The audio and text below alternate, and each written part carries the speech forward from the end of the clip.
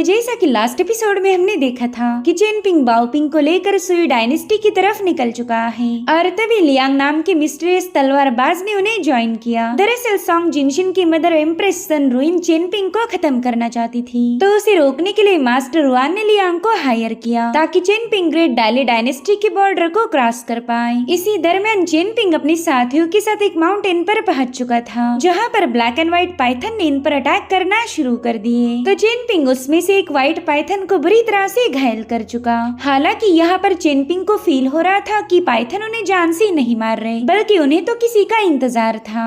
अब आगे तो इस एपिसोड की शुरुआत उसी सीन से होती जहाँ पर ब्लैक पाइथन मास्टर जू के एकदम करीब पहुँच गया था। तो मास्टर जू अपनी पूरी ताकत का इस्तेमाल करते हुए उस पाइथन के जबड़े को होल्ड कर रहे थे और उतने में वो डेटी उन्हें बताने लगा कि बीस्ट तुम्हें इतनी जल्दी नहीं मारने वाला, बल्कि ये तो तुम्हें डिवावर करने से पहले इंतजार कर रहा है ताकि तुम अपनी वाइटल एनर्जी को फुल्ली एक्टिवेट करो। अगर उसने तुम्हें ऐसे ही निगल लिया तो ये तुम्हारी एसेंस और स्पिरिट को डाइजेस्ट ही नहीं कर पाएगा। तुम्हें समझना चाहिए कि तुम अभी तक जिंदा कैसे बच गए। ये तुम्हारी एसेंस को हासिल करना चाहते ताकि इसका तुम्हें डिवावर करने से फायदा हो जाए। जिस पर मास्टर जो कहने लगे कि इनसे डरने का भी कोई फायदा नहीं, वैसे भी मौत तो पक्की होगी। तो डरपोक की मौत मरने से 1000 गुना ज्यादा बेहतर है मैं अपनी पूरी ताकत लगाकर इनका मुकाबला करूं। और फिर उन्होंने एक बार फिर से उस पाइथन पर पंच हिट कर दिया। यहाँ पर वो पाइथन भी उन्हें जानबूझकर सता रहा था। अगर वो चाहता तो मास्टर जू को वहीं पर खत्म कर देता, लेकिन उसने ऐसा नहीं किया। यहाँ पर मास्टर जू उसका मुकाबला करते है और उधर से वो डेटी उन्हें बता रहा था कि इस पाइथन ने 100 सालों पहले 5वीं रेल्म के एक ची कल्टीवेटर को डिवावर किया था। तो उसी बंदे की एसेंस का इस्तेमाल करते हुए इसने 2 मिस्टिकल आर्ट्स को मास्टर कर लिया। इधर वो डेटी भी उन्हें भाषण देने के चक्कर में सीधा क्लिफ से नीचे फिसल गया और वहीं पर उस पाइथन ने मास्टर जू को पूरी तरह से जकड़ लिया। वेल यहाँ पर उस ब्लैक पाइथन ने उन पर अपना डोमिनेंस साबित कर दिया, जो देखते साथ ही लिन तो काफी ज्यादा पैनिक हो गई। और तभी वो डेटी लिन को बताने लगा कि तुम्हारे फादर ने जिस टैलिस्मान को एक्टिवेट किया था जल्दी से उसे डिस्ट्रॉय करो। अगर तुमने ऐसा किया तो मुझ पर लगा हुआ बाइंडिंग स्पेल रिमूव हो जाएगा और फिर इस पाइथन से निपटने में मैं तुम लोगों की मदद कर सकता हूँ। यहाँ पर लिन को समझ नहीं आ रहा था कि वो इस डेटी की बातों पर यकीन करे या ना करे। और उतने में वो डेटी उससे कहता है कि बिल्कुल हेजिटेट मत करो वरना तुम्हारा बाप इस पाइथन के पेट में जाएगा। वो कह रहा था कि अगर तुम उस टैलिस्मान को डिस्ट्रॉय नहीं कर पाई तो एटलीस्ट उस पर अपना पाव रख दो, उससे भी मेरा स्पेल रिमूव हो सकता है। जो सुनते साथ लिन फटाफट से उन क्लिफ को क्लाइंब करते हुए ऊपर की तरफ जाने लगी। उसे कुछ भी करके अपने फादर को बचाना था और चिनपिंग के अलावा बस ये डेटी है जो कि उनकी मदद कर सकता। इधर चिनपिंग तुरंत ही लिन को बताने लगा कि इस डेटी की बातों में मत आओ, मेरे ख्याल से ये भी इन पाइथन्स के साथ मिला हुआ है। वो कह रहा था कि अगर ऐसी बात नहीं होती तो ये बीस्ट जरूर से तुम्हारा रास्ता रोकते, लेकिन इन्होंने ऐसा नहीं किया। ये तो चाहती ही है कि तुम उस टैलिस्मान के सिंबल पर पाव रखो। हालांकि लिन उसकी एक नहीं सुनती, हो तो बस उस टैलिस्मान की पावर को रोकना चाहती थी।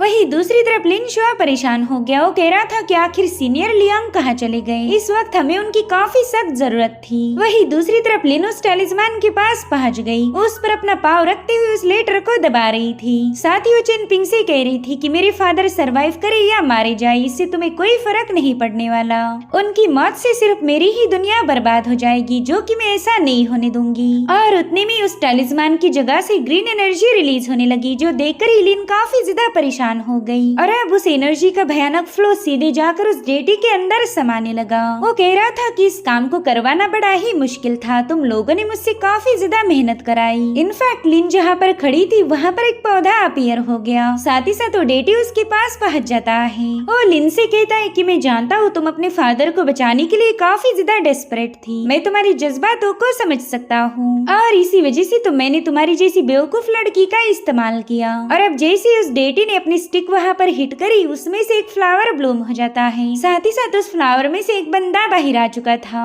वेल ये था उस डेटी का असली फॉर्म। उन दोनों पाइथन से कहने लगा कि हमारी डील हुई थी कि मैं उस हैट वाले बंदे का मुकाबला करने में तुम्हारी हेल्प करूंगा। दरअसल यहाँ पर वो लियांग की बात कर रहा था। वो कहता है कि उससे तो हम मिलकर निपट लेंगे, लेकिन इन बाकी के नमूनों के साथ क्या करना है ये तुम देख लेना। लिन तो उसकी बातें सुनकर काफी काफी ज्यादा भड़क गई। वो उससे कह रही थी कि तुमने मेरे साथ धोखा किया, मगर उस बंदे को भला काहे इससे फर्क पड़ने वाला है। वो तो जोर जोर से हंसने लगा। वो कह रहा था कि इस बार जब great daily dynasty divine titles को डिस्ट्रीब्यूट करेगी, उस वक्त मैं दोबारा से अपने अर्थ डेटी वाले स्टेटस को वापस से हासिल करूंगा। वेल, इस बंदे का नाम था वेइबो।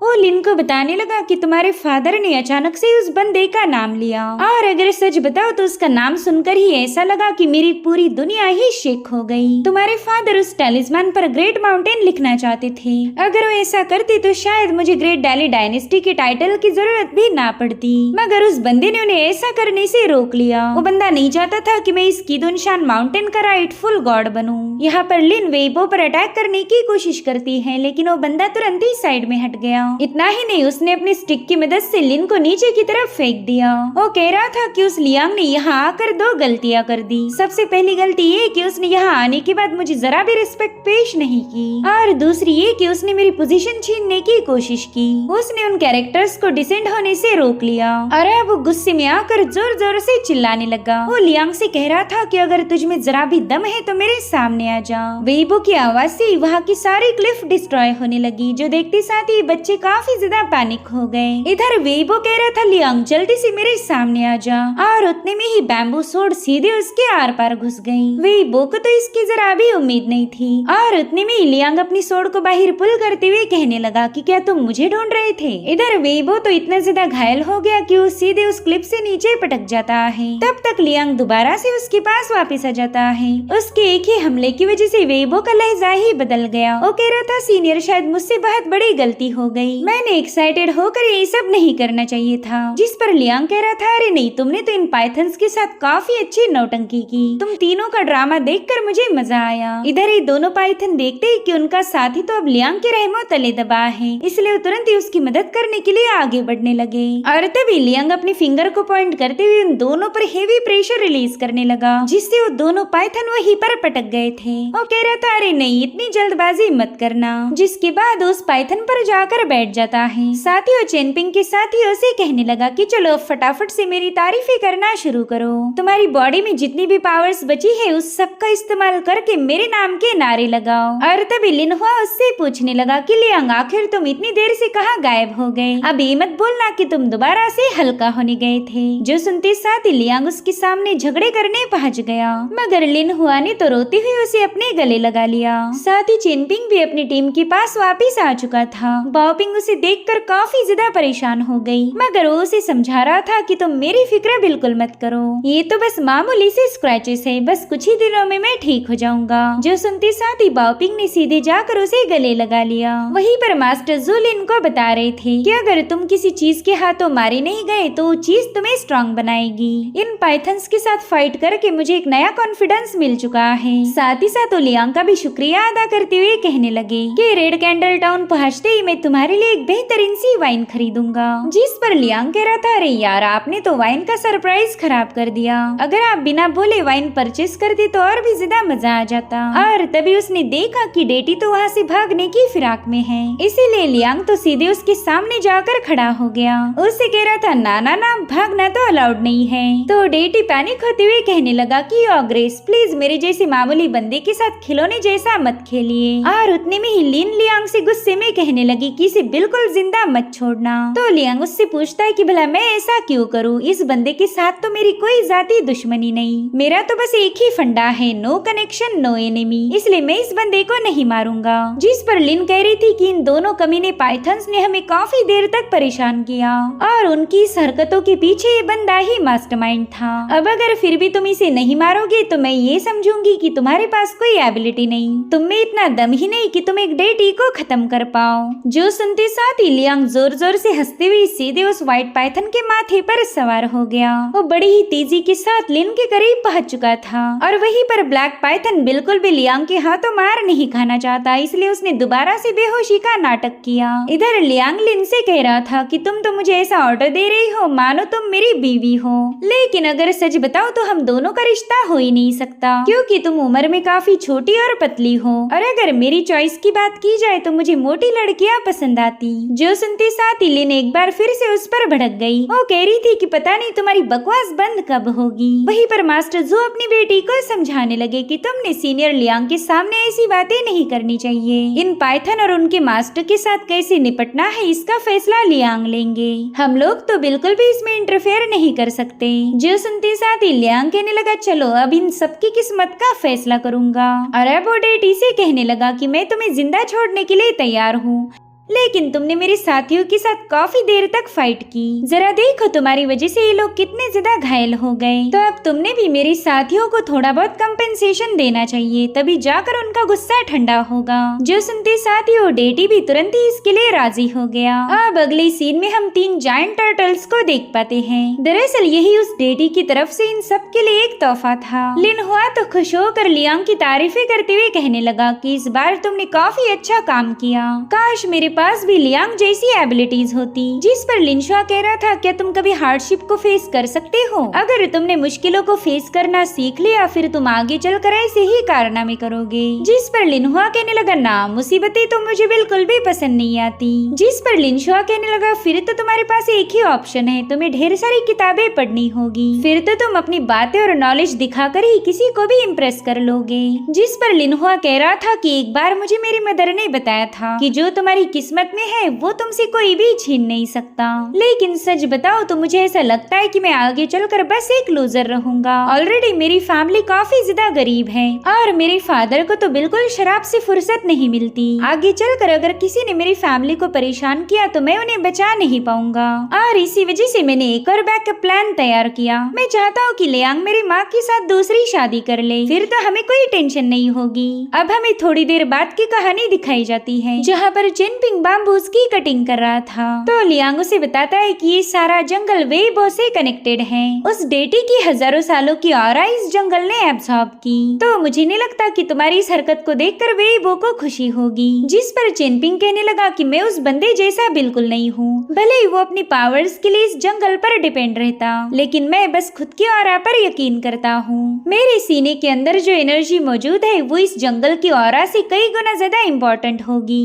तो लियांग उससे कहता है कि थोड़ी देर पहला मैंने तुम्हारे साथ एक मैटर डिस्कस किया था, तो बताओ तुमने उसके बारे में क्या सोचा है? जिस पर चेनपिंग कह रहा था कि ठीक है मैं एक बार कोशिश करना चाहूंगा। और अब हमें एक केव का सीन दिखाया गया जहाँ पर चेनपिंग उन 2 पाइथन से मिलने पहुंच चुका था। यहाँ पर चेनपिंग उन दोनों को बताने लगा कि मैंने एक माउंटेन को परचेस किया था, उसे डाउन एंड आउट माउंटेन कहा जाता है। तो मैं चाहता हूँ कि तुम दोनों उस माउंटेन को अपना घर बना लो। तुम्हें वहाँ पर रुककर मेरे घर को प्रोटेक्ट करना होगा। बस मेरी एक ही शर्त है कि तुम दोनों अपनी भूख मिटाने के लिए किसी भी ह्यूमन पर अटैक नहीं करोगे। हाँ, अगर किसी इंसान ने खुद होकर तुम पर हमला किया तो तुम सेल्फ डिफेंस कर सकते हो, मैं उसके लिए मना नहीं करूंगा, लेकिन विदाउट रीजन तुम कोई किलिंग नहीं करोगे। तो बताओ क्या तुम्हें मेरी बात समझ आ गई है? जो सुनते साथ ही व्हाइट पाइथन ने उसे गुस्सा दिखाना शुरू किया। चेनपिंग बता रहा था कि डाउन एंड आउट माउंटेन को छोड़कर मेरे पास और 4 माउंटेन्स हैं, मगर उनमें से 3 माउंटेन्स को मैंने मास्टर रुआन को उधार दिया है। तो जैसे ही हमारा कॉन्ट्रैक्ट खत्म हो जाए तुम उस माउंटेन पर भी जा सकते हो।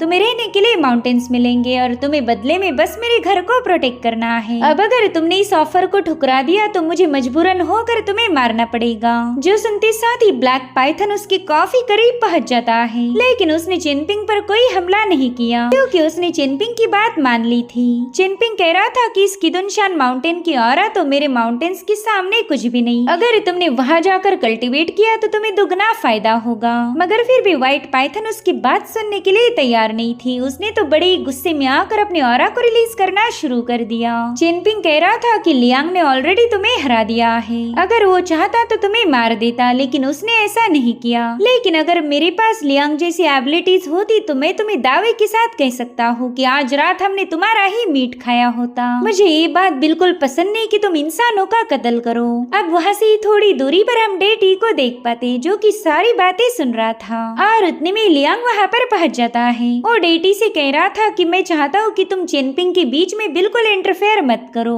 तुम्हें ये बात तो पता ही होगी कि खुशकिस्मती में बदकिस्मती छुपी होती है और वहीं पर बदकिस्मती में खुशकिस्मत हो सकते हो। सो ये लकी और अनलकी वाला रूल तुम पर और चेनपिंग पर फुल टू मैच होता। मगर लियांग की बातें सुनकर डेटी को कुछ भी पल्ले नहीं पड़ा। वो कह रहा था प्लीज आसान भाषा में समझाओ कि तुम कहना क्या चाहते। जो सुनते साथ ही लियांग छलांग लगाते हुए एक बैम्बू ट्री पर जाकर बैठ जाता है, जो देखते साथ ही डेटी इमोशनल होकर कहने लगा कि प्लीज मेरे ट्रेजर के साथ ऐसा बर्ताव मत करो। और अब वो बड़ी ही प्यार से इस बैम्बू ट्री का लाड करने लगा। तभी लियांग कहता है कि मैं अच्छे से जानता हूँ कि ये बैम्बू सी हेवन ही तुम्हारा आर्टिफैक्ट है। इसी खजाने को तुम इतने सालों से संभाल कर रखते आए, लेकिन अगर मैं तुम्हें सच बताऊँ तो इसी बैम्बू फॉरेस्ट की वजह से न जाने कितने ही सारे इमॉर्टल तुमसे नाराज हो गए। उन्होंने गुस्से में आकर तुमसे तुम्हारी गोल्डन बॉडी और तुम्हारा गॉड वाला टाइटल छीन लिया।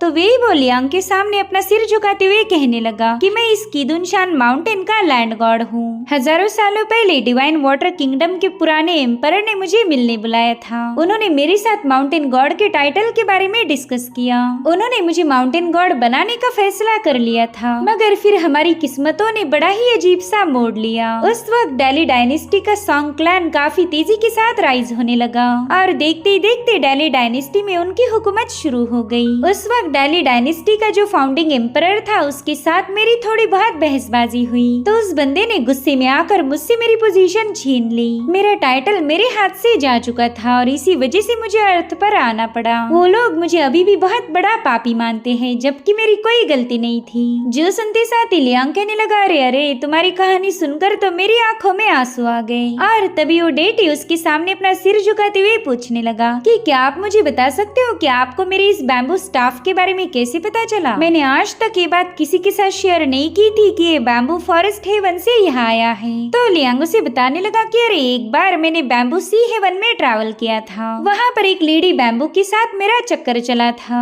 तो उसी से मुझे थोड़ी बहुत जानकारी मिली। अच्छा मुझे ये बताओ, अगर उन पाइथन्स की जगह पर चेनपिंग तुम्हें उसके माउंटेन पर मूव होने का ऑफर देता तो तुम क्या करते? जिस पर वो डेटी कह रहा था कि मैं तो तुरंत ही उस बंदे की बात मानकर वहाँ पर शिफ्ट हो जाता। जो सुनकर लियांग अपनी एनर्जी को रिलीज करते हुए कहने लगा कि अरे वाह, तुमने तो अपने आधे जंगल को बचा लिया। उस डेटी ने देखा कि उसकी तो 4-5 बैम्बू के पेड़ कट चुके हैं। वो कह रहा था, ग्रेट इमॉर्टल प्लीज अपने गुस्से को शांत कीजिए। जिस पर लियांग कहने लगा कि मैं इन दोनों पाइथन की हकीकत को अच्छे से जानता हूँ। दरअसल ये दोनों भी एक इमॉर्टल के शतरंज के प्यादे हैं। इन्हें ब्लैक एंड व्हाइट स्टोन के नाम से जाना जाता था। और अब हमें वो दोनों पाइथन दिखाए गए जिन्होंने दोनों साइड से चेनपिंग को घेर लिया था। साथ ही साथ बैकग्राउंड में लियांग हमें उनकी कहानी बताता है। वो कहने लगा कि ये ब्लैक चेस पीस एक ग्रेट ड्रैगन को स्ले करने की चाबी है, इसलिए अच्छे से जानता है कि उसने खुद के गुस्से को काबू कैसे करना है, क्योंकि वो बिल्कुल जल्दी मरना नहीं चाहता। उसका एक मकसद है और वहीं पर व्हाइट पाइथन बस एक व्हाइट कलर का चेस पीस था जिसका कोई मकसद नहीं। इसलिए व्हाइट पाइथन बस यहाँ पर अपनी मर्जी चलाती है, कोई उसे कंट्रोल नहीं कर सकता। अगर वो चाहे तो किसी को भी खत्म कर दे। ये सब सुनकर वो डेटी कह रहा था कि आपको ऑलरेडी सब कुछ पता है, लेकिन फिर भी आपने उस बच्चे को उन दोनों सांपों के बीच छोड़ दिया। तो लियांग उससे पूछता है, क्या तुम्हें लगता है चेनपिंग मुझसे मदद मांगेगा? जिस पर वो डेटी कह रहा था, हाँ बिल्कुल, उसने मांगनी चाहिए। कोई भी बंदा अपनी जान से ऐसे ही नहीं खेल सकता। जिस पर लियांग कहता है, चलो फिर क्यों ना एक शर्त लगाई जाए। मैं शर्त लगाता हूँ कि चेनपिंग मेरे सामने रिक्वेस्ट करेगा और तुम शर्त लगाओ कि चेनपिंग मेरे सामने रिक्वेस्ट नहीं करेगा। यहाँ पर लियांग ने उसी की बात उसी पर घुमा दी थी। तो वेबो कहता है, ठीक है, मैं आपके साथ शर्त लगाने के लिए तैयार हूँ, लेकिन फिर अगर मैं हार गया तो आप मेरे साथ क्या करोगे? जिस पर लियांग कह रहा था कि वो देखो, वहाँ पर तुम्हारे जितने भी बाम्बू के पौधे हैं वो सब के सब गायब हो जाएंगे। इतना ही नहीं, मैं तुम्हें तुम्हारे पुराने फॉर्म में दोबारा से वापस भेज दूंगा। तो बेचारा बंदा टेंशन में आते हुए पूछने लगा कि ग्रेट इमॉर्टल बताओ फिर मेरे जीतने के कितने चांसेस हैं? तो लियांग कहता है कि बस 100 में से 1% चांस है कि तू जीत जाएगा। और फिर वो चिल्लाते हुए चेनपिंग से कहने लगा कि अगर तुझे जरूरत पड़ी तो बस मुझे आवाज लगाना, मैं फटाफट से तेरी मदद करने पहुंच जाऊंगा। इधर वो डेटी कह रहा था, सीनियर आपने तो मेरे साथ चीटिंग की। अब आपने चेनपिंग को ऑलरेडी बता दिया है कि आप उसकी मदद करोगे तो जरूर से आपको अंदर बुला लेगा। तो लियांग उनसे कह रहा था, मेरे भाई इतने भी उदास मत हो सकता है कि चेनपिंग अकेले उन दोनों पाइथन से निपट ले। उसके पास भी हुक्म का कोई इक्का होगा जिसका वो इस्तेमाल कर सकता है। यहाँ पर चेनपिंग उस व्हाइट पाइथन से कहने लगा कि मैंने तुम्हें सारे फायदे बता दिए हैं, आखिरी फैसला तुम्हारा होगा, बताओ तुम क्या करना चाहती। और हाँ, ये मत सोचो कि लियांग यहाँ आकर तुम्हें बचा लेगा। दरअसल मेरे होम टाउन पर एक बोर्ड है जिस पर लिखा है कि किसी पर डिपेंड मत रहना। अगर मैं खुद कोई काम नहीं कर सकता तो मैं दूसरों से मदद कैसे मांग सकता हूँ। और शायद ये बात लियांग भी अच्छे से जानता था और इसी वजह से वो इस डिस्कशन में शामिल नहीं हुआ। उसे पता था कि अगर वो यहाँ रहता तो तुम लोग मुझे इग्नोर करते। मैं जानता हूँ तुम मुझे मारना चाहती, लेकिन तुम बस लियांग की वजह से खामोश हो। मगर लियांग से डरने की कोई जरूरत नहीं, तुम मुझ पर एक्शन ले सकती हो। जो सुनते साथ ही वो व्हाइट पाइथन सीधे चेनपिंग पर अटैक करने के लिए आगे बढ़ने लगी, मगर उसी वक्त ब्लैक पाइथन ने उस पर हमला कर दिया। यहाँ पर व्हाइट पाइथन बुरी तरह से तड़प रही थी। इधर उस डेटी को भी पाइथन की आवाजें सुनाई देने लगी तो लियांग से कहता है कि क्या तुम उस बच्चे की मदद नहीं करोगे? अगर तुमने ऐसा नहीं किया तो बच्चा उनके बीच में मारा जाएगा।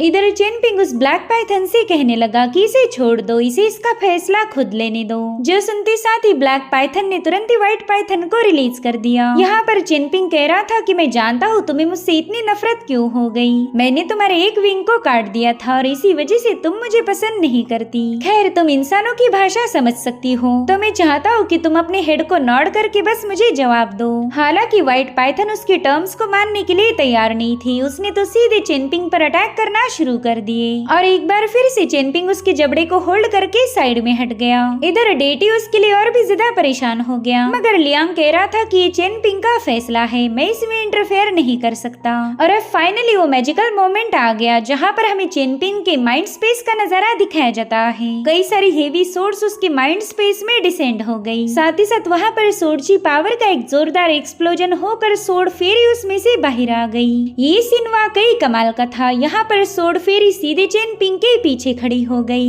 और वहीं पर चेनपिंग अपने फिंगर को पॉइंट करते हुए व्हाइट पाइथन से कहने लगा कि मैंने तुम्हें फैसला लेने का मौका दिया था। उसके हाथों में बहुत ही भयानक सोड एनर्जी जमा हो रही थी। तब तक व्हाइट पाइथन भी उसे निगलने के लिए उसके काफी करीब पहुंच गई और फिर यहाँ पर चेनपिंग ने अपनी हेवनली सोड को हुक्म दिया कि सोड चल आ जा। और फिर क्या, उसके एक ही इशारे पर वहाँ पर बहुत ही गजब की पावर्स रिलीज होने लगी। चेनपिंग के तलवार की एनर्जी ने उस व्हाइट स्नेक की बॉडी को बुरी तरह से डैमेज करना शुरू कर दिया। बस कुछ ही सेकंड्स में उसकी बॉडी खून से लथपथ हो गई। इतना ही नहीं, चेनपिंग की खतरनाक एनर्जी उस पूरे जंगल में फैल गई, जिससे डेटी तो सीधा नीचे पटक चुका था। इनफैक्ट बाओपिंग और लिनहुआ वहाँ से काफी ज्यादा दूर थे, मगर उस एनर्जी से उन पर भी असर होने लगा। उन्हें समझ नहीं आ रहा था कि अचानक से इतना भयानक तूफान कैसे आ गया। साथ ही उस केव में से हम एक जायंट सोर्ड को बाहर रिलीज होता हुआ देख पाते हैं, जो कि अपने खतरनाक एनर्जी फ्लक्चुएशंस को रिलीज करते हुए उस पूरे इलाके को डोमिनेट करने लगी। सो ये थी हमारे हीरो चेनपिंग की असली पावर, जिसने बस कुछ ही पलों में इस पूरे फॉरेस्ट को ही शेक करके रखा। और अभी भी चेनपिंग कल्टीवेशन की पहली लेवल पर था। सो गाइस जस्ट इमेजिन, जब वो 10वीं लेवल पर जाए तब उसकी पावर कैसी होगी। यहाँ पर चेनपिंग की हेवनली सोर्ड सीधे आसमान को कट करने के लिए आगे बढ़ रही थी। लियांग को पता था कि अगर इस एनर्जी को कंट्रोल नहीं किया गया तो ये पूरा फॉरेस्ट डिस्ट्रॉय हो जाएगा, इसलिए तुरंत ही उसने हवा में जंप लगाते हुए चेनपिंग की सोर्ड पर एक अटैक कर दिया, जिससे उस सोर्ड के 2 टुकड़े हो चुके थे और फाइनली वो सोर्ड एसेंस पूरी तरह से वैनिश हो गया। यहाँ पर लियांग भी इम्प्रेस होते हुए कहने लगा कि वाह, क्या ही कमाल की सोर्ड एनर्जी थी। मानना पड़ेगा, चेनपिंग एक ऐसा बंदा है जिसके साथ आगे चलकर मैं बैटल कर सकता हूँ। सिर्फ यही बंदा मेरा एक फ्रेंडली ओपोनेंट बनने के काबिल है। जिसके बाद वो सीधे चेनपिंग के पास केव में पहुँच गया। उसने देखा कि चेनपिंग ने व्हाइट पाइथन का काम तमाम कर दिया है। साथ ही वहाँ पर व्हाइट पाइथन की इनर कोर पड़ी हुई थी। तो लियांग ब्लैक पाइथन से कहने लगा कि चलो जल्दी से आकर इसे स्वालो कर लो, इससे तुम्हें 200 या 300 सालों की कल्टीवेशन एक ही झटके में हासिल होगी। और हाँ, इस कोर को खाने का मतलब ये है कि तुम्हें चेनपिंग की शर्तें मंजूर थी। जो सुनते साथ ही ब्लैक पाइथन ने फटाफट से उस कोर को निगल लिया। यहाँ पर चेनपिंग ये सब देख कर कहने लगा कि ये दोनों न जाने कई सौ सालों से एक साथ थे, मगर फिर भी इस पाइथन ने अपनी साथी की कोर को डिवावर कर लिया। जिस पर लियांग कह रहा था, मेरे दोस्त, एक ही माउंटेन पर 2 टाइगर्स नहीं रह सकते। इनके पास ना ही समझ है और ना ही नॉलेज, इसलिए इन्हें दुनियादारी की बातें पल्ले नहीं पड़ती। तुम जरा इस ब्लैक पाइथन को केयरफुली ऑब्जर्व करो, ये कितना ज्यादा खुश है। ऐसा लगता है कि व्हाइट पाइथन को न जाने कब से ही डिवावर करना चाहता था और आज उसकी ख्वाहिश पूरी हो गई। अगर इन माउंटेन स्पिरिट्स की बात की जाए तो इनके लिए सबसे ज्यादा इम्पोर्टेंट है खाना। खाने के लिए किसी भी हद तक जा सकते हैं। अगर तुम चाहते हो कि ये पाइथन तुम्हारे साथ वफादार रहे तो तुम्हें इस पर अपना डोमिनेंस साबित करना होगा, और जैसे ही तुम्हारी डील पक्की हो जाए तुम्हें इसे प्यार से भी रखना पड़ेगा। तुम्हारी प्यार और डांट का कॉम्बिनेशन अगर सही रहा तो ये जरूर से तुम्हारे माउंटेन को प्रोटेक्ट करेगा। वैसे मैंने देखा तुमने अपनी ढेर सारी सोड एनर्जी को जाया कर दिया, क्या तुम्हें इसके लिए बुरा नहीं लग रहा? जिस पर चेनपिंग कह रहा था ना, बिल्कुल बुरा नहीं लग रहा, बल्कि ये फ्रस्ट्रेशन तो काफी दिनों से मेरे सीने में कैद था, जो कि आज मैंने रिलीज कर दिया। सच बताओ तो आज मुझे काफी बेटर फील हो रहा। पहले तो मैं मार्शल आर्ट को बस सरवाइव करने के लिए ही प्रैक्टिस किया करता था, मगर आज मुझे रियलाइज हुआ कि मेरा असली टारगेट क्या है। मैं तो कल्टीवेशन के शिखर को छूना चाहता हूँ। जो सुनकर लियांग भी इम्प्रेस होकर हंसने लगा। वो कह रहा था कि तुम्हारा तो ठीक है, लेकिन तुम्हारी वजह से मैं उस डेटी के साथ शर्त हार गया। और तभी वो डेटी भी उनके सामने अपीयर हो गया। लियांग उस डेटी से कह रहा था कि मुझे तुम्हारे फॉरेस्ट से एक सबसे पावरफुल बैम्बू चाहिए, उसका यूज करके मैं एक नई सोड बनाना चाहता हूँ। मेरी बैम्बू सोड तो चेनपिंग की सोड एनर्जी की वजह से ही डिस्ट्रॉय हो गई। और हाँ, ये बात मत भूलो कि चेनपिंग की मदद के साथ ही तुमने मुझे शर्त में हरा दिया, वरना तो मैं तुम्हारा आधा बाम्बू फॉरेस्ट काटने वाला था। तो डेटी कहता है कि मैं जरूर से चेनपिंग के लिए एक बेहतरीन सा तोहफा दूंगा। और फिर क्या, डेटी ने दिया हुआ तोहफा लेकर लियांग अपने साथियों के पास पहुंच गया। लियांग उन्हें बता रहा था कि तुम सबको इसमें से एक एक ट्रेजर डिस्ट्रीब्यूट होगा। तो ये सभी बच्चे ट्रेजर्स कलेक्ट करने चले गए। यहाँ पर बाओपिंग चेनपिंग को बुला रही थी कि आप भी आकर आपके हिस्से का ट्रेजर कलेक्ट कीजिए। तो चेनपिंग उसे बताता है कि तुम अपने हिस्से का ट्रेजर चूज करो, मेरी फिक्र मत करो। लेकिन बाओपिंग चेनपिंग को भी ट्रेजर देना चाहती थी, तो तुरंत ही अपने दोस्तों को साइड में हटाते हुए चेनपिंग के लिए ट्रेजर ढूंढने लगी। इधर मास्टर जू को एक पिल मिली, वो तो उसे देखकर ही हैरान थे। वो कहते क्या वाकई ये पिल हजारों साल पुरानी है? मुझे तो यकीन ही नहीं हो रहा कि मैं एक एंशिएंट ट्रेजर को छू पा रहा हूँ। यहाँ पर बाओपिंग ने चेनपिंग के लिए एक सोड सिलेक्ट की थी, मगर लियांग उससे कह रहा था कि मेरे ख्याल से ये सोड तुमने रखनी चाहिए, जिसके बाद तुम्हें बस एक सोड नर्चरिंग गोर्ड की जरूरत पड़ेगी। फिर वो गोर्ड तुम्हारी लेफ्ट साइड पर होगा और ये तलवार तुम्हारी राइट साइड पर। इतना ही नहीं, फिर तुम लाल कपड़े पहनकर एक घोड़े पर सवार हो जाना, और मैं चाहता हूँ कि तुम पूरी जियांगो का चक्कर लगाना। फिर तुम देखती जाओ कि कैसे लोग तुम्हें प्रेज करेंगे। बाओपिंग तो ये सुनकर काफी ज्यादा खुश हो गई, और उतने में चेनपिंग वहाँ पर पहुँच जाता है। अब यहाँ पर बाओपिंग उसे अपनी सोड देने की कोशिश करने लगी। हालांकि चेनपिंग उससे कह रहा था कि मैं जानता हूँ तुम्हें ये सोड पसंद आई, तो मैं चाहता हूँ कि ये सोड तुम रख लो। वहीं पर लियांग कहने लगा, हाँ बिल्कुल, चेनपिंग तो एक तलवारबाज है, भला उसे तलवार की क्या जरूरत पड़ेगी। और अब हमें थोड़ी देर पहले की कहानी दिखाई जाती है, जहाँ पर डेटी ने चेनपिंग से वादा किया था कि वो चेनपिंग के माउंटेन पर जाकर उसके लिए एक बाम्बू का हाउस बनाएगा, ताकि चेनपिंग वहाँ जाकर सीनरी का मजा उठा पाए। जिस पर चेनपिंग कह रहा था, हाँ जरूर, उस माउंटेन पर आप, मैं और हमारा ब्लैक सरपंट रहेगा। और अभी दोनों भी डेटी वेइबो से अलविदा कहते हुए वहाँ से रवाना हो गए। अब सीन शिफ्ट होकर हमें एक अनजान शहर दिखाया गया, जहाँ पर एक लड़की ग्यूकिन को प्ले कर रही थी। वेइबो ने देखा कि उसका स्टैचू जो कि अंडर वाटर पड़ा था, वो इसी बंदी ने बाहर लाया। मेरे ख्याल से यही बंदी आगे चलकर वेइबो की पार्टनर बनेगी। वो कह रहा था कि मैंने पास्ट को भूलकर एक नई शुरुआत करनी चाहिए। खुशकिस्मती और बदकिस्मती ये आपस में उलझी हुई है। ग्रेट इमॉर्टल लियांग ने सही बोला था कि मैं बस इस बाम्बू फॉरेस्ट से प्यार करता हूँ, और हजारों सालों से इसी में कैद रहा। मैं इस बाम्बू फॉरेस्ट की पावर में इतना ज्यादा खो गया कि मॉर्टर रेल्म के साथ मेरा जो कार्मिक कनेक्शन था उसे पूरी तरह से भूल गया। लेकिन अब मेरी आंखों पर बंधी हुई पट्टी हट चुकी है, अब मैं सच्चाई को देख सकता हूँ। सीनियर लियांग ने मेरी सबसे बड़ी उलझन को सुलझा दिया, और उन्हीं की मदद से मैंने अपने डिमोनिक बैरियर को ब्रेक कर दिया। तब तक ब्लैक पाइथन भी वेइबो के पास पहुँच चुका था। उस पाइथन से कहने लगा कि क्या तुम्हें पता है लियांग ने चेनपिंग की मदद क्यों नहीं की? क्योंकि वो चाहता था कि चेनपिंग खुद की मदद खुद करे। एक जमाने में मैं डिवाइन वाटर किंगडम का राइचस गॉड हुआ करता था, मगर डिवाइन वाटर किंगडम के साथ मेरा स्टेटस भी गिरने लगा। मुझे इतना ज्यादा गिराया गया कि मैं एक मामूली सा लैंड गॉड बन गया, और इसी वजह से मैं तुम दोनों के साथ भी अच्छे से नहीं रह पाया। ब्लैक एंड व्हाइट पाइथन, तुम मेरे पड़ोसी थे, लेकिन मैंने अपने बुरे कामों में तुम्हें भी शामिल किया। दरअसल मैं डाली डायनेस्टी के काम करके अपना फायदा कराना चाहता था। मुझे लगा था कि वो लोग मुझे प्रॉपर टाइटल के साथ नवाजेंगे, लेकिन ऐसा नहीं हुआ, और उनके चक्कर में मैं बस बुरे कामों में फंसता गया, मगर आज मैंने ठान लिया कि मैं बस अपनी कल्टीवेशन पर फोकस करूंगा। और उसके ऐसा कहते साथ ही उस फॉरेस्ट में मौजूद सारी ऑरा वेइबो की बॉडी में समाने लगी। यहाँ पर हम वेइबो का असली फॉर्म देख पाते हैं। वो एक बड़ा ही शानदार गॉड के अवतार में तब्दील हो गया। वो ब्लैक पाइथन को बता रहा था कि अब मैं खुद की मेहनत के साथ एक सेंट बनूंगा।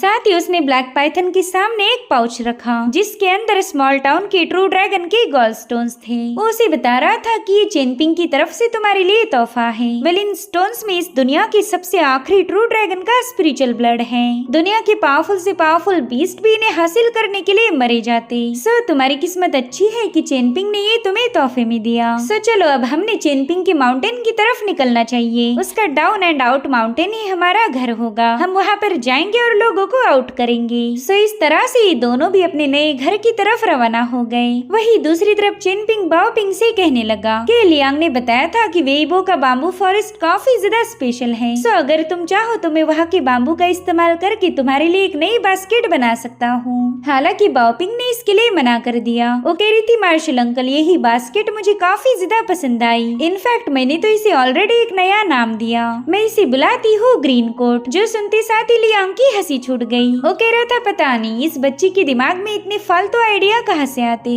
शुक्र मनाओ कि बाओपिंग थोड़ी सी क्यूट है, वरना मेरी तो हंस हंस की जान चली जाती। तभी चेनपिंग उससे कहने लगा कि जब मेरा डाउन एंड आउट माउंटेन पर घर बनेगा तब मैं चाहता हूँ कि तुम खुद ही उस घर को कोई नाम दो। जो सुनते साथ ही लियांग बड़े ही स्टाइल के साथ अपने जलवे दिखाते हुए कहने लगा कि उस घर को हम बुलाएंगे Liang the fierce tower. Liang की आवाज सुनकर ही जंगल के परिंदे इधर उधर भागने लगे, मगर उसके इस नाम को चेनपिंग और बाओपिंग ने फुलटो इग्नोर मारा। वो कह रहा था अरे रुको मैं कोई दूसरा नाम सजेस्ट करूंगा, मगर चेनपिंग ने उससे आइडिया लेने का ख्याल दिल से ही निकाल दिया। और अब इसी ने यहीं पर कट होकर हमें ग्रेट डैली डायनेस्टी का नजारा दिखाया गया, जहाँ के पैलेस के सामने ढेर सारे सिपाही तैनात थे। साथ ही साथ उस पैलेस के आसपास बहुत ही पावरफुल एनर्जी रिलीज हो रही थी। ऐसा लगता है कि मानो ये पावर उस पैलेस को प्रोटेक्ट कर रही हो। दरअसल ये एसेंस एक बहुत ही भयानक सोर्ड से रिलीज हो रहा था। और अब हमें दिखाया जाता है डैली डायनेस्टी का होने वाला एम्परर, जो कि एक जमाने में चेनपिंग का पड़ोसी हुआ करता था। और ये कोई और नहीं बल्कि है सोंग जिनशिन। और इसी वजह से सनरुइन चेनपिंग को मारना चाहती थी।